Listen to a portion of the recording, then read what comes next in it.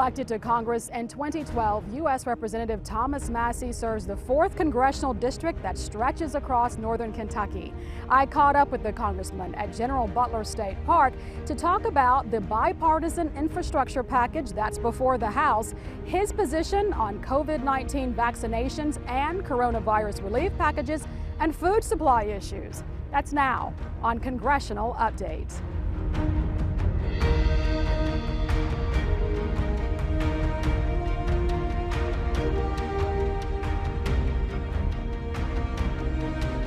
Congressman Thomas Massie, thank you for inviting us to be here at the General Butler State Park. Beautiful scene and aesthetic we've got going on, so thank you. This is the lovely 4th District of Kentucky, Renee, and you're always welcome here. Well, it is certainly beautiful, a little serenity for the times, and we certainly could stand that. I thank you for making the time because we know that you all are preparing to go back to Washington sooner than you had planned. The August recess is being cut short so you can deal with infrastructure and God knows what else might be coming up. So let's just start there with the infrastructure package that the U.S. Senate passed. McConnell, the minority leader, did support that measure. Rand Paul did not. What are your thoughts about this measure? Will you vote for it? Well, I'd like to be able to vote for it because I'm on the infrastructure committee. And so the House, in our House Infrastructure Committee, we marked up a similar bill, which was much more ambitious. It would have spent more money, and the Senate sort of pared that back. And the anticipation now is not that you would take the Senate bill and the House bill and merge them in conference, but that the House will now accept the Senate terms. I am likely not to vote for that bill. I support infrastructure, obviously, but only about $110 billion of this $1 trillion plus bill is actually going to roads and bridges. And that's the problem that I have with it, some of the things that are in it. And it's also looking like in the House that Speaker Pelosi is going to try and couple the transportation and infrastructure bill with a much broader budget deal, the reconciliation deal that would spend upwards of $3 trillion. So we might not get a chance to vote on them separately, but even if we did, I'm probably a no on this infrastructure bill for all the extraneous spending. Is there anything that would change your mind, and is there an opportunity for amendments to the bill? I don't think they're going to let us have amendments. They're flying us back or driving us back, and we're going to vote on what you see is what you get. If we were to modify this bill at all, they'd have to vote on it again in the Senate. So it's sort of a take it or leave it bill. And our committee won't get a chance to have any amendments, and there won't be a chance to have them on the floor, I'm afraid.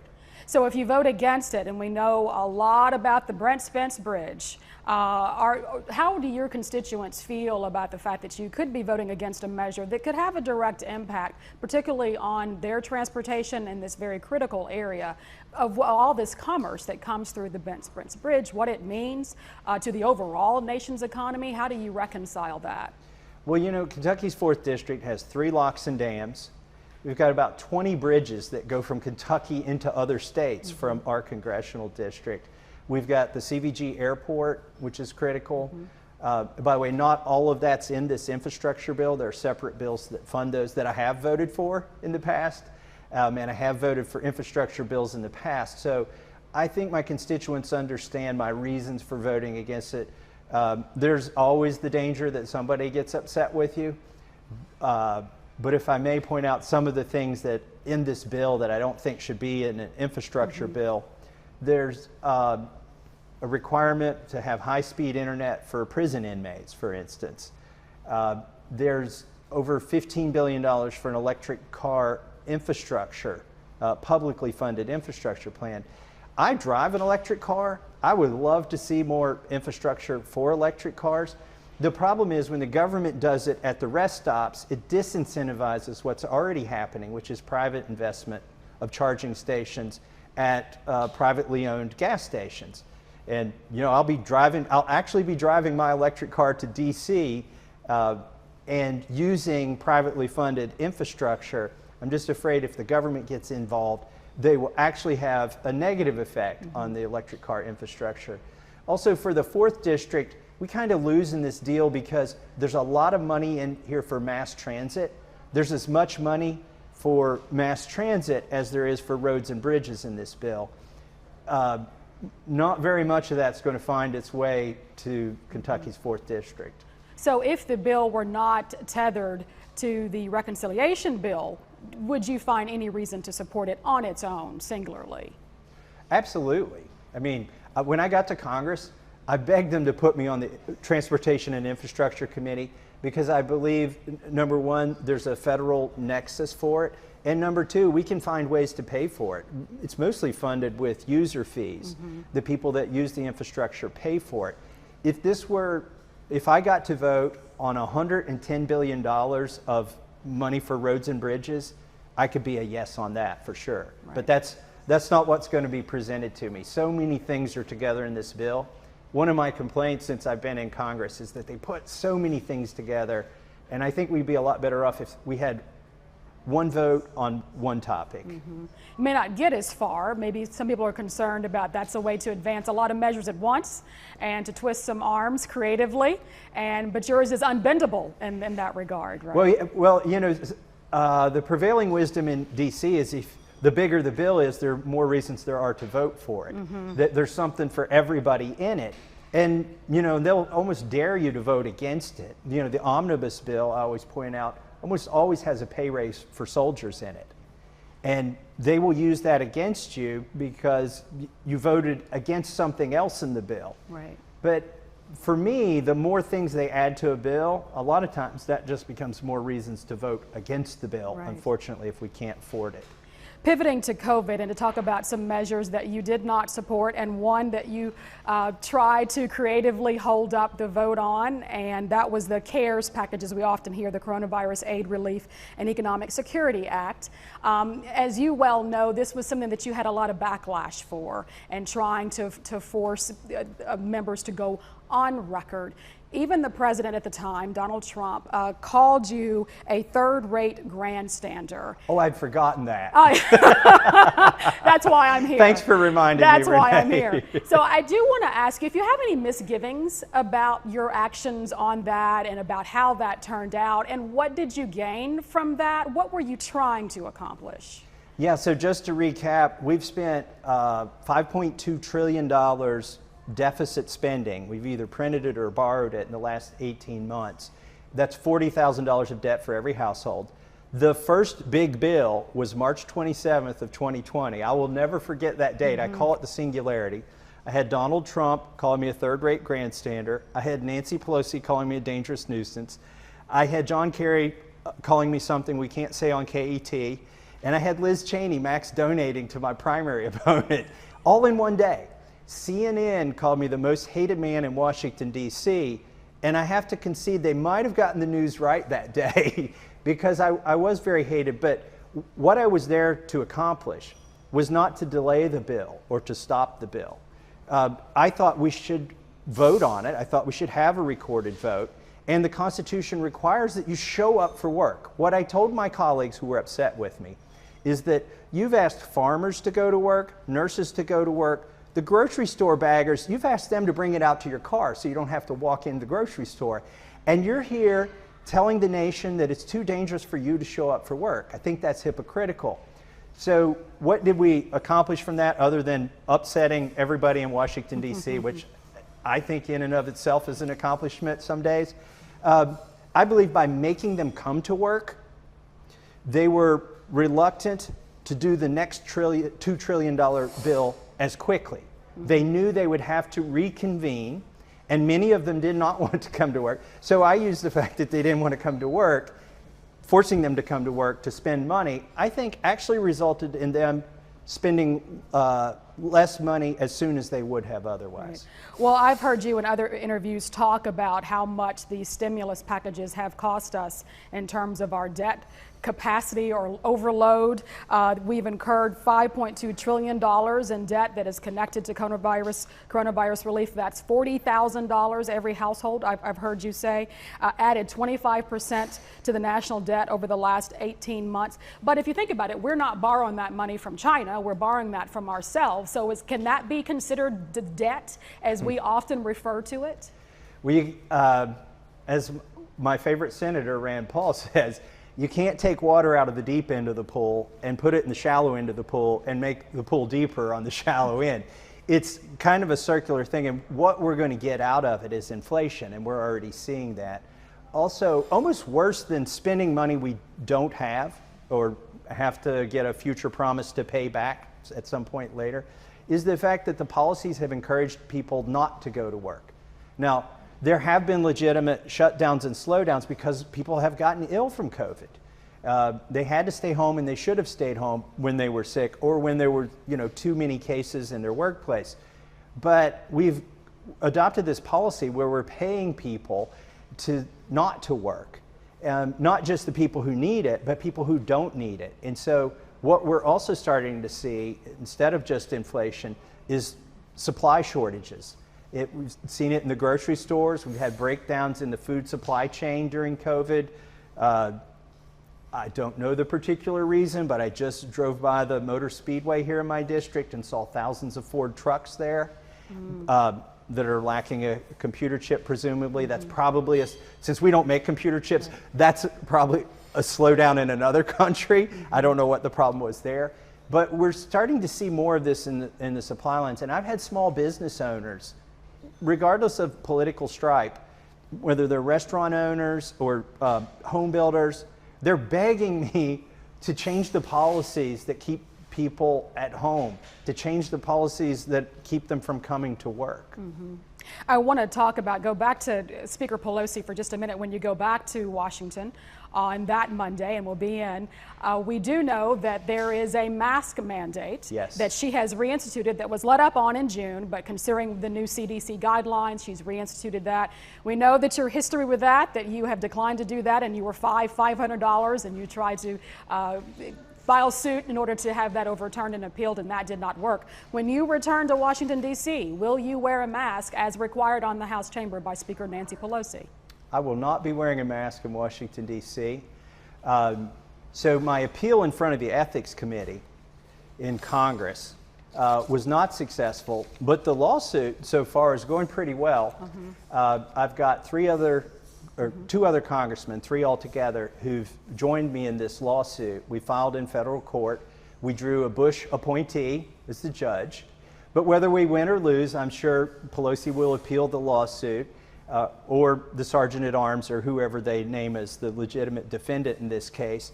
And then it'll go from district to circuit court, and then we'll take it to the Supreme Court if we have to.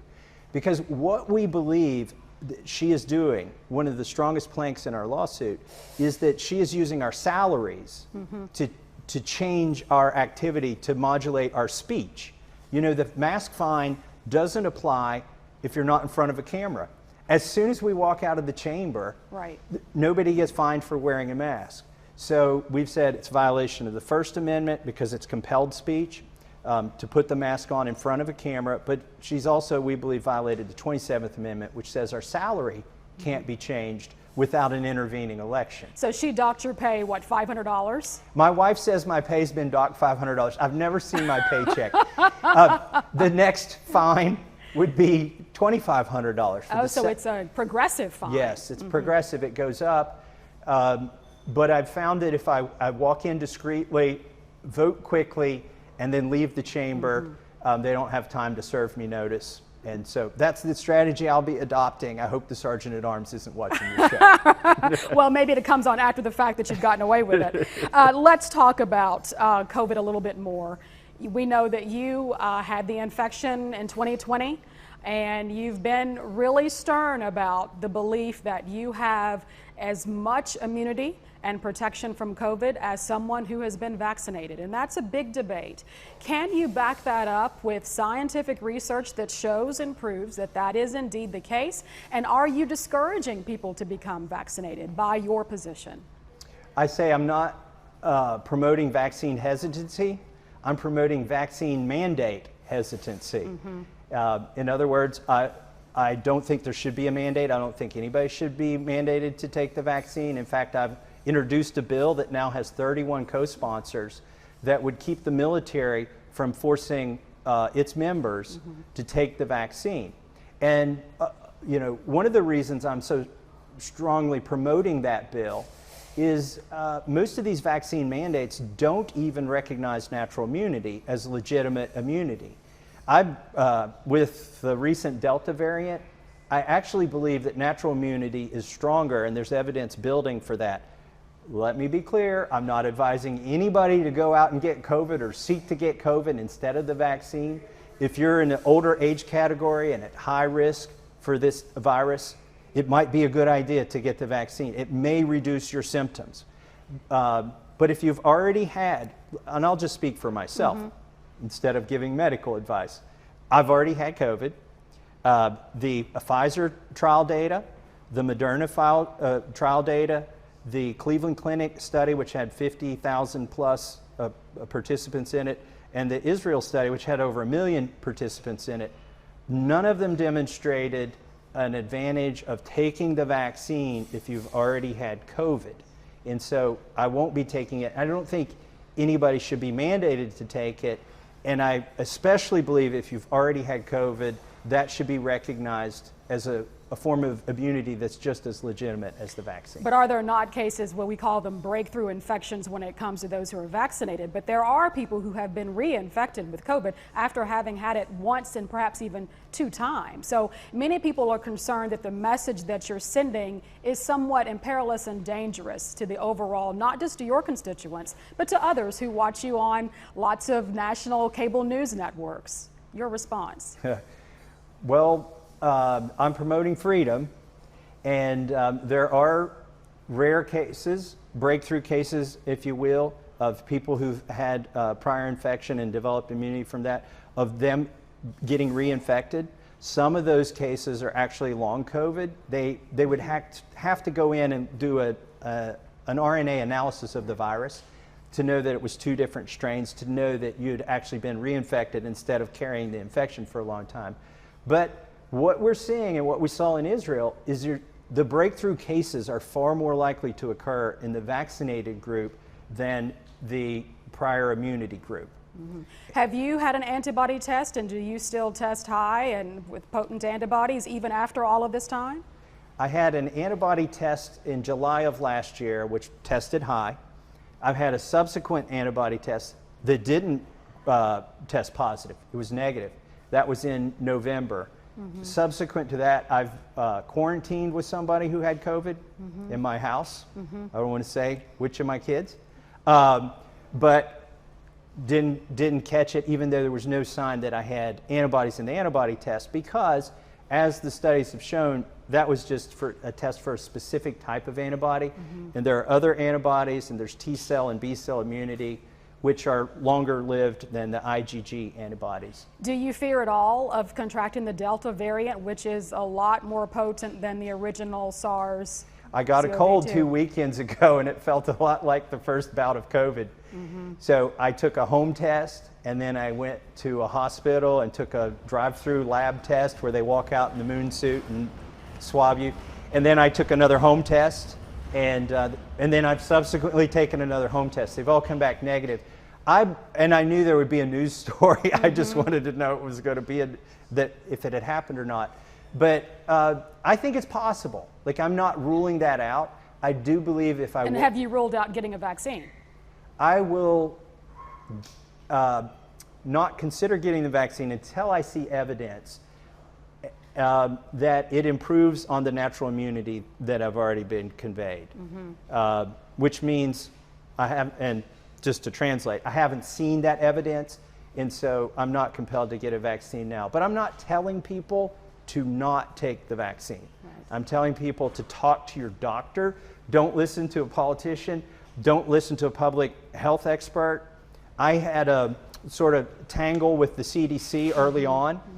I found a mistake on their website, promptly called the director in Washington, D.C. She got their top scientists on the line. They acknowledged that what they had printed was incorrect. By the way, they were characterizing the Pfizer trial data to say that if you had prior infection, that the vaccine would still be 92% efficacious, which was not true. They conceded that. They said they would change the website, and a month later they hadn't, and they never corrected it. They changed it, but they didn't correct it. And fortunately, I recorded every single phone call.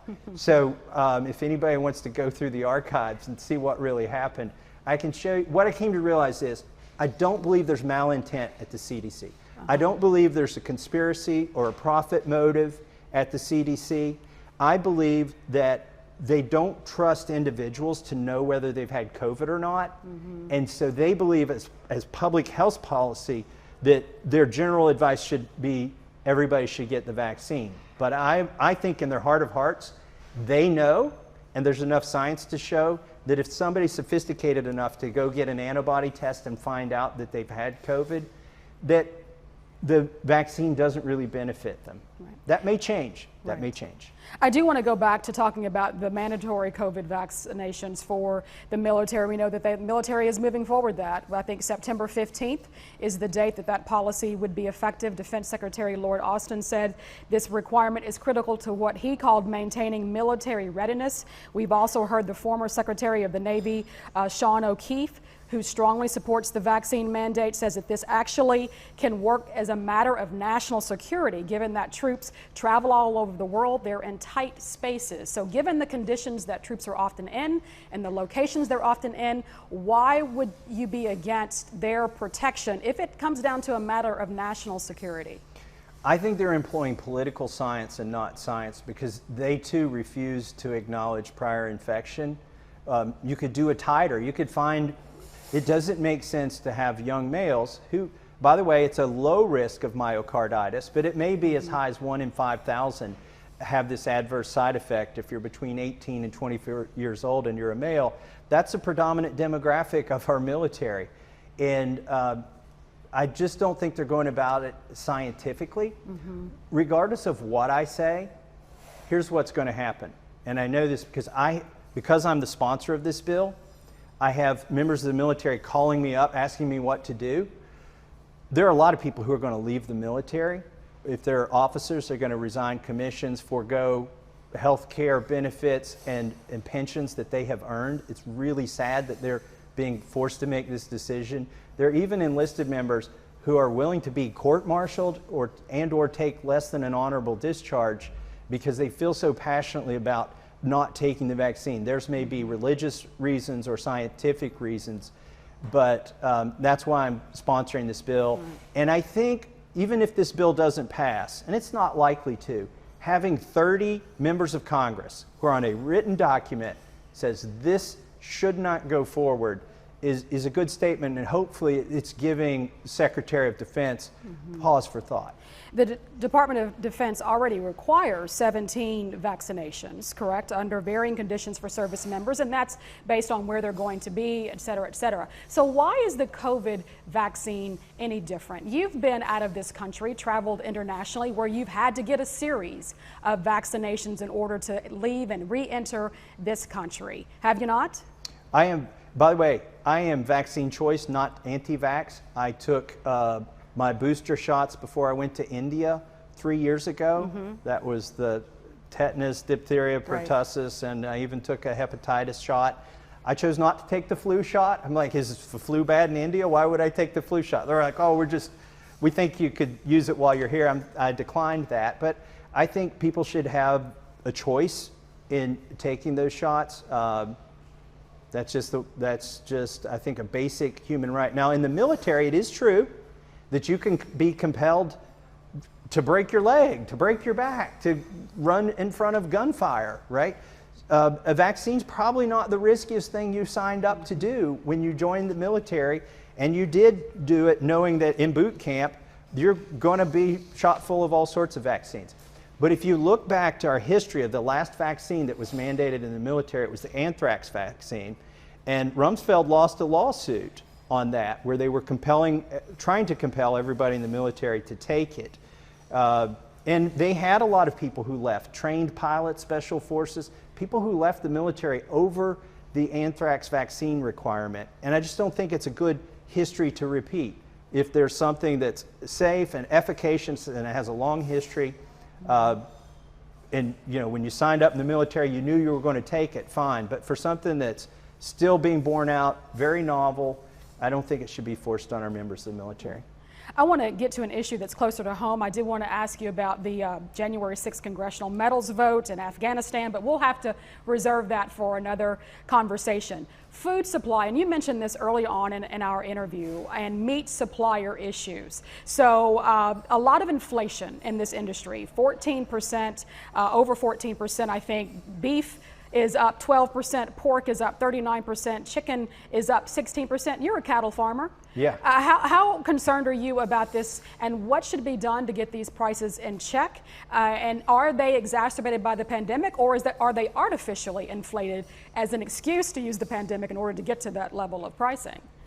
Well, it's not just inflation, and I'll tell you why I know that, because farmers are seeing the prices they get for the livestock go down, not up, and the price in the supermarket's going up. The spread is growing, and that's troubling a lot of us in this country. 4 meat packers control 85% of the meat that's slaughtered in the United States. They sit between the farmer and the consumer. One is wholly owned by China, one is wholly owned by Brazil, and the rest are multinational or big corporations. It's hard for somebody here in Carroll County who raises cattle to sell directly to consumer. We are fortunate enough to have a couple USDA facilities, USDA certified facilities in Kentucky who will do that, but they're backed up for over a year. And farmers, animals don't wait. Like, they get old and there's no nursing home for animals. And so what I've done is introduce a bill called the Prime Act to try and deal with the problem in the brittleness of the food supply. During COVID, we actually saw farmers who had to euthanize animals because they couldn't get them processed. The Prime Act would allow a farmer to use a local processor who's inspected by the health department and occasionally inspected by the USDA, but not always having a USDA staffer there, to use that local processor to sell to local consumers as long as they don't leave the state with that commerce. This bill, I've doubled the number of co-sponsors since COVID exposed the brittleness of our food supply chain. I just had another co-sponsor sign up today for the Prime Act. And so I think there's a good chance of getting a bill like this passed as an amendment to a farm bill, for instance. Right. Well, we'll keep our eyes on it, and we really appreciate the time that you've taken to be with us before you drive off to Washington, because we know you're going to do that in your electric car. Yes. We wish you safe travels, and thank you so much, Congressman Thomas Massie. Thanks, Renee, and congratulations on your Emmy. Well, thank you, sir. I appreciate that. Next time on Congressional Update, we're on location in Somerset, Kentucky to speak with U.S. Representative Hal Rogers of Kentucky's 5th Congressional District. Join us tomorrow night at 6:30 Eastern, 5:30 Central for Congressional Update, our series of interviews with members of Kentucky's federal delegation. I'm Renee Shaw. Thank you for watching, and good night.